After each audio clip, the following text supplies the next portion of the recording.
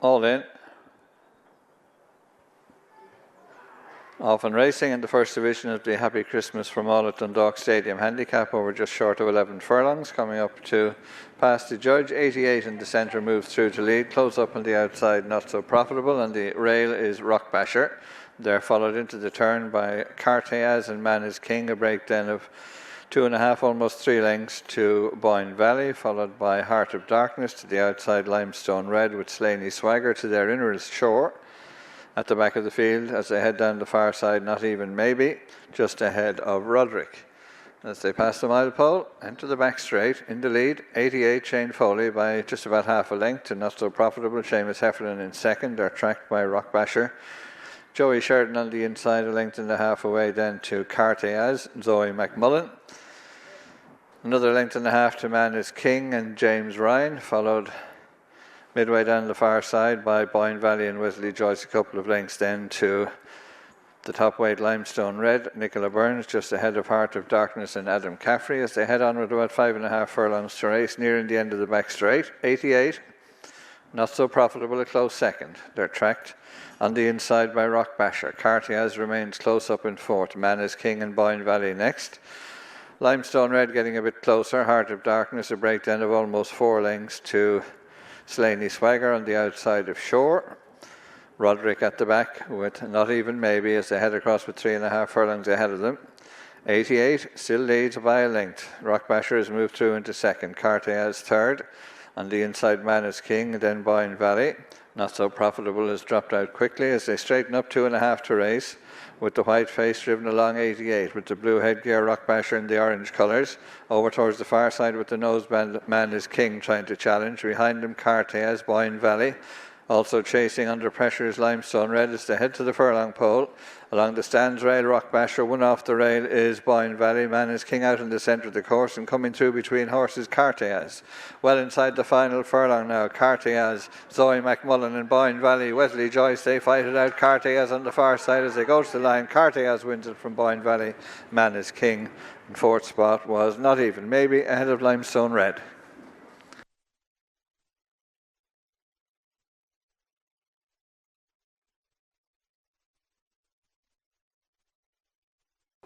Well, we've just seen Kartayaz run out a really good winner of her third race here at Dundalk. I'm delighted to be joined by his rider, Zoe McMullan, who's just ridden the first winner of her career. Zoe, big congratulations. How does that feel? Oh, words can't describe it. I am buzzing on cloud 9.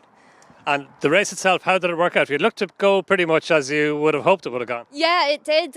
He jumped out of the stalls today and they were flying along at the start, and I got tucked away in just behind the leaders where I wanted to be, and along the back street he was travelling lovely for me and swinging in.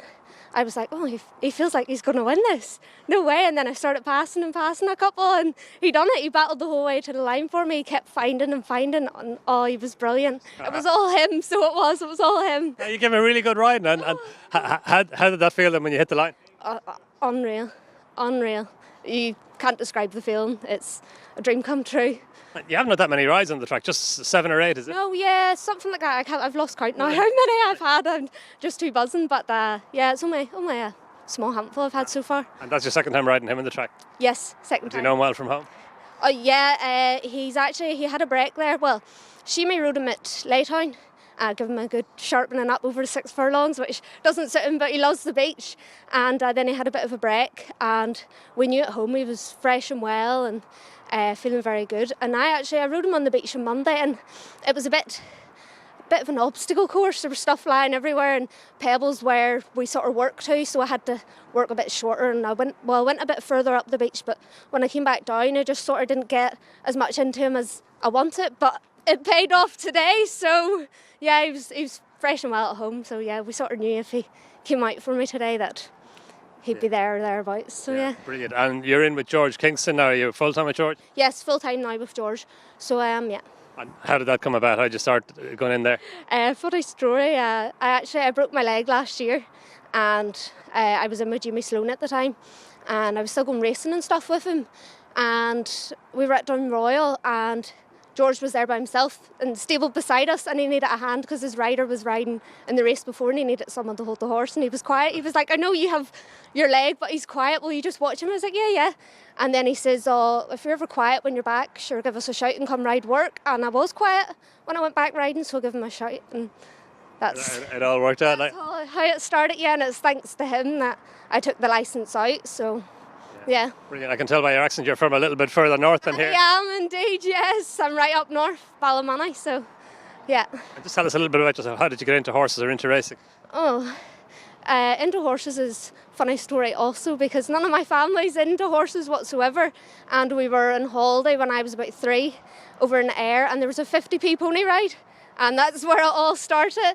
And when I was 11 or 12 I got my own pony, and all I done with her was gallop round the fields and loved going fast. And then I can't remember who got me into flapping, but I was 16 or 17 before I started flapping, and rode for Ronnie Wilson. Rode a couple of winners for him and ended up being champion lady jockey that year. I think it was 2018 or 19 or something.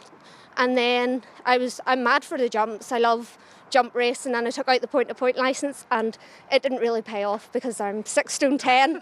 So my saddle weighed more than what I did, which wasn't fair. So then I went back flapping again. And yeah, I had in mind whenever I broke my leg that I'll take out the point-to-point licence again. But then I met George, and he was like, why would you do that? You're mad. You know, look at your weight. Like, not many people can do that. So here I am. So brilliant. What are your thoughts then for the immediate future, or even the long-term future? What are your plans now? Just keep riding. Keep improving my riding, get stronger. I'm always giving out to George, I'm not strong enough, I can't hit them a good belt. And he's like, Zoe, you're not as big as the other and strong as the other lads, like you're only 6'10", you know. So just keep getting rides, keep improving my riding, try and get as many rides as I can, and I can do any weight for anyone, so the more rides the merrier. Well, big congratulations, Zoe, this evening. Hopefully it's the first winner of many more to come. Well done. Thank you very much. Watch live racing now on racingtv.com.